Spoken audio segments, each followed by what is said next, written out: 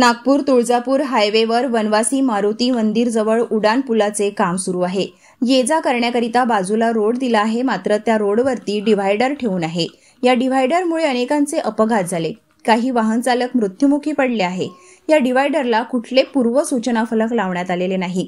हे डिव्हायडर ये जा करणाऱ्या वाहनधारकांना दिसत नाही। वनवासी मारुती मंदिर उड्डाण पूल कामात सुरक्षेचे निर्देश जिल्हाधिकाऱ्यांनी दिले आहे। सुरक्षा फलक रिफ्लेक्टर लावण्यात आले नाही। जिल्हाधिकाऱ्यांच्या आदेशाला नॅशनल महामार्ग प्राधिकरणकडून केराची टोपली दाखवली जात असल्याने संताप व्यक्त होत आहे। मागच्या महिन्यातच डिस्ट्रिक्ट रोड सेफ्टी कमिटी रस्ता सुरक्षा समितीची बैठक झालेली आहे।